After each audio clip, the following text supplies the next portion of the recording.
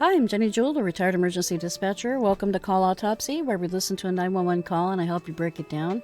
This one comes from Ann Arbor, Michigan, from October of last year, 2025. And a reminder, we're looking for the where, the what, the who in the first 30 seconds, and then the additional details from that point to the next minute on.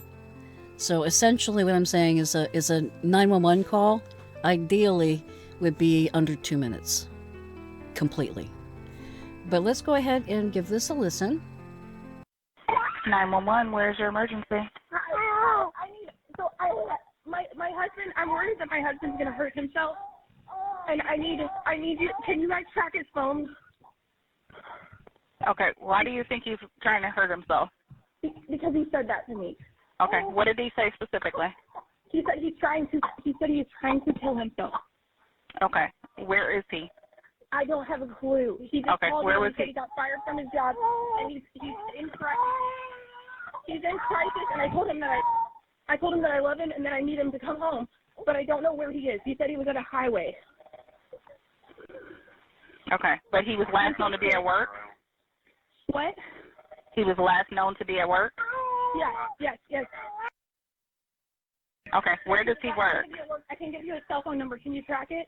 Okay, slow down. I have to answer some questions first so we can get to the bottom of this, okay?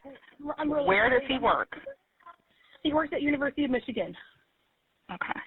Where specifically? Do you know, like at the hospital or at the school? South State Street. No, the football, Schembeckler Hall, 1200 South State Street.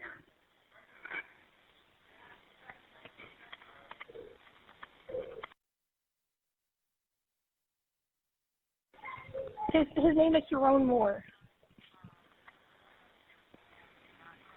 Okay. All right, what kind of vehicle should he be driving? A black Tahoe. A black Tahoe? Yeah. 2025 Chevy Black Tahoe. Okay. All right, hold on just a second for me, okay? What's your name? My name's Kelly. I'm his wife. Okay, Kelly.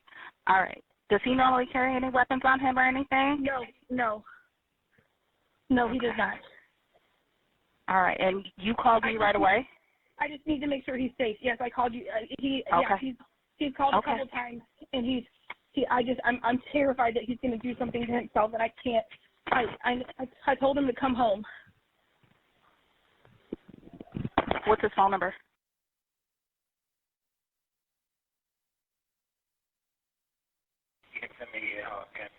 Okay. All right.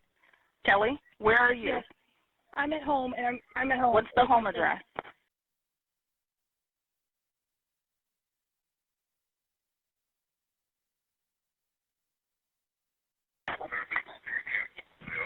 Please track his phone. I can give you another. Can I give you another? Does he have another phone on him? Yeah, possibly. Yeah. Okay. What's that phone number? It is.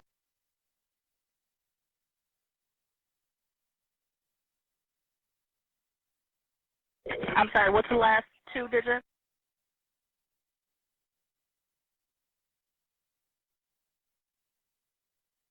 I just need him to come home safe. I understand. Okay. All right. Is We will. Is there anything I can do? Nope. Just stay there, okay? And we'll make contact with you, okay? Okay. He's right. very upset. Not at me. Okay. He's upset at himself. No, I understand. Okay. Thank you. Okay. We'll have contact with you just shortly, okay? Thank you. Okay. Bye. All right. Yep. Bye. All right, so let's go ahead and break this down.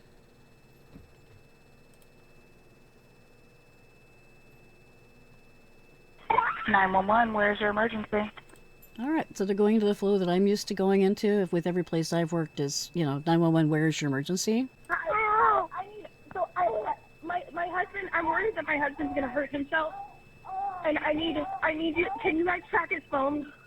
All right, so right now they're getting a little farther ahead of the call receiver than they have up on their screen for things. So, can you track him by phone? All of that, yeah, you're going to want to get to that. But we need to get that golden 3. We need to know where the last known location is, what's happening with them, and who they are, and who you are, right?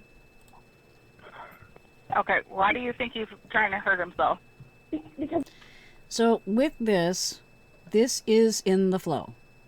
So she's actually going ahead of the call, which you can do that. Sometimes you get things out of order, but it does mean that you got to go back to other fields once you need to get those filled out, because you do need a complete call, period. No excuse for not having a complete call, because you have to give, you have to give all the right information. He said that to me. Okay. What did he say specifically? He said he's trying to kill himself. Okay. So yeah, you're going to put that in there in quotes. Caller states, this person said that. You weren't there, so you can't say so-and-so said this. You have to say who said what and who says that that person said it. That's for court reasons, right? And if you're hearing noise, it's kitty cat playing, so... He's adorable. Okay. Where is he? I don't have a clue. He just called me and said he got fired from his job, and he's in crisis. He's in crisis, and I told him that I love him and that I need him to come home. But all right. So he was fired from his job. So that's in the what?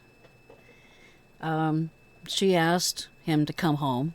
You'd still put that in the notes. I don't know where he is. He said he was at a highway. All right. So she's saying he said he's at a highway. This is where my concern is with this call. I'm hoping that that ended up in her notes. It doesn't get readdressed, so I don't really know.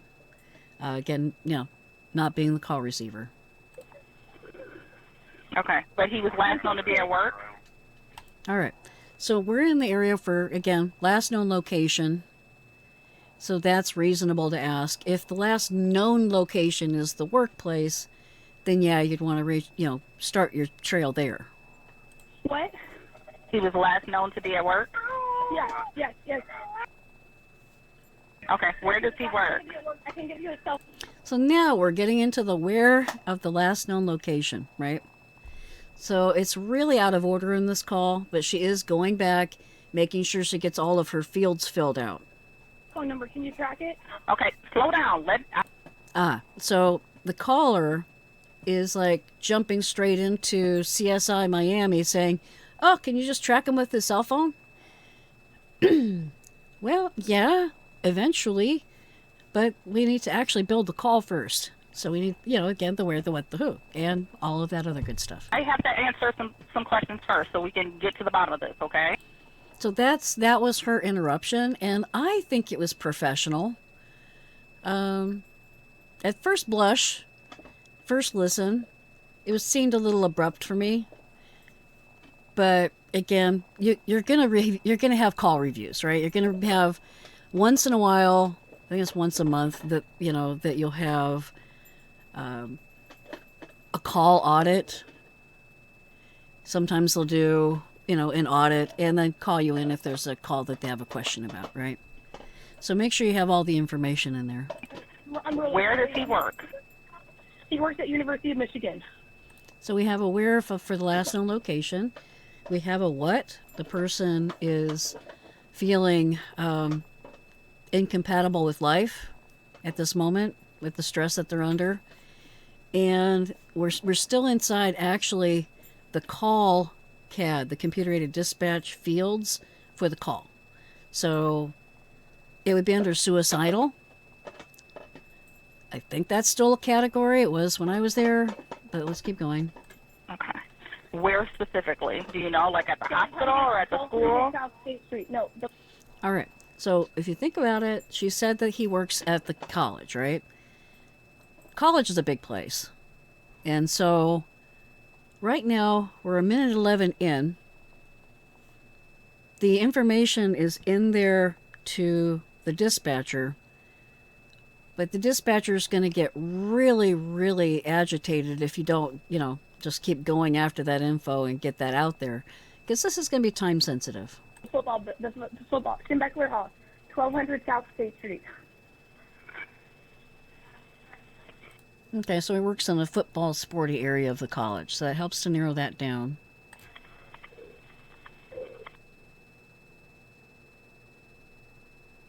And yes, she is updating that into the call and also letting her dispatcher know.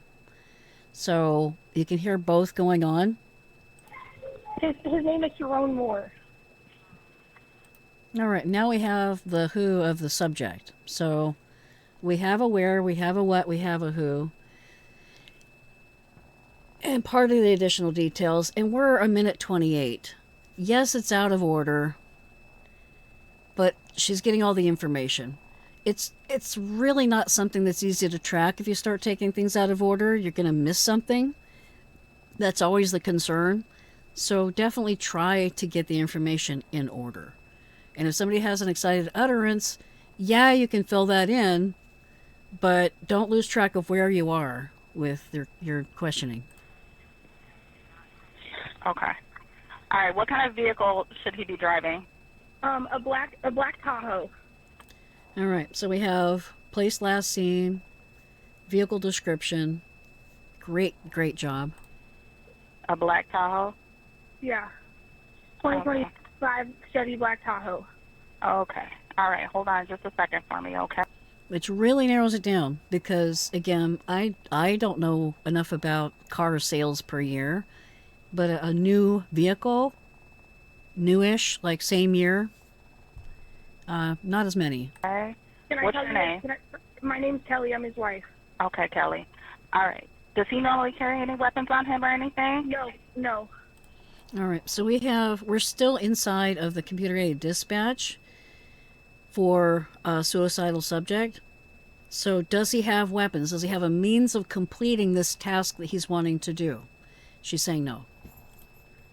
No, he does not. All right, and you called me right away? So this is an area where it's where you get like how long ago? I know it sounds like it's like not that important. It's super freaking important. So knowing how long ago that this started to occur can narrow down where the location of the subject could be. I need to make sure he's safe. Yes, I called you. Okay. Yeah, he's called a couple times, and I'm terrified that he's going to do something to himself, and I can't. I told him to come home. What's his phone number? So now we're getting into getting the information that they might want to use for tracking. Okay. All right. Kelly, where are you? Yes, I'm at home. And I want to jump in here. So good use of the caller's name, because she is in duress right now. So using her name again is going to get her attention, get her to answer up. Home, and I'm at home. What's the home address?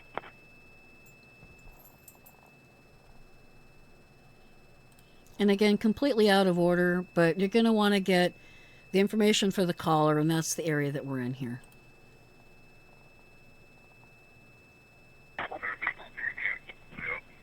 Please try this. Well, I can give you another. Can I give you another? Does he have another phone on him? Yeah, possibly. Yeah. Okay. What's that phone number? Great. And you can hear from where she was kind of bang, bang, bang, bang, bang. Get the info, get the info, get the info. Even if it wasn't in the right order, she was still really firm with getting those answers, right? And you've noticed a change in her tone. She has more of an empathy tone now. That's because she got the main fields filled out for the dispatcher and they're on their way, right? It is.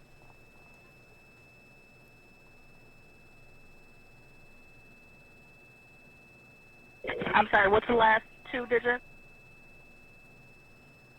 And good for confirming. Don't ever trust your memory, no matter how crystal clear your memory is.